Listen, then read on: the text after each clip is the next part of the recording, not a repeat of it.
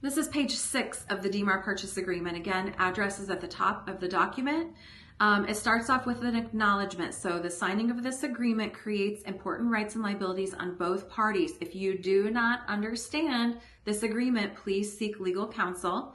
Initials are required by both parties at this time. Line 277 is the acceptance. So when accepted, this agreement will become a legal binding contract. If this agreement is not accepted by a certain time, so the buyer's agent is preparing this and saying, we would like a response back to this agreement by a certain time. I always encourage, communication is really key to fixing a lot of things in the world and in our business, but I want to just be mindful. I encourage you to ask the listing agent, is the seller around? Are they, available? I'm going to be writing an offer today. And if they're traveling and on an international cruise somewhere that's halfway around the world, you might want to just leave a little bit more time, right, for them to respond. So again, just be mindful. I try to encourage that we don't want to leave too much time, right, for other offers to come in and such, but we don't want to leave too little time, right?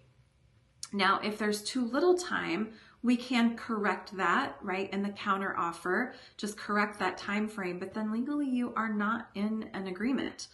So I just say use judgment, check with your manager, give me a call if you're writing an agreement and are curious about response times. If there's any other addendums, then you would check the box on line 283, just saying see attached addendums. And guys, we're gonna always want to be checking this for sure right now. Because why? Because we have the addendum to the purchase agreement compensation that we're going to be with every purchase agreement that we write, we're going to have that document. So at minimum, you're going to have that one. Now the buyers typically sign lines 287 through 294. And then, line 299. And then it's where the information about the selling company comes in. So please don't be lazy. You can go to plb.iowa.gov and you can get the license numbers, your license number. You can get the other party's license numbers. So I like to just encourage you to fill out as much as humanly possible. And then the seller comes in and the seller does a signature below that. So we've got the buyers that sign the agreement, and then the sellers will sign or counter, okay?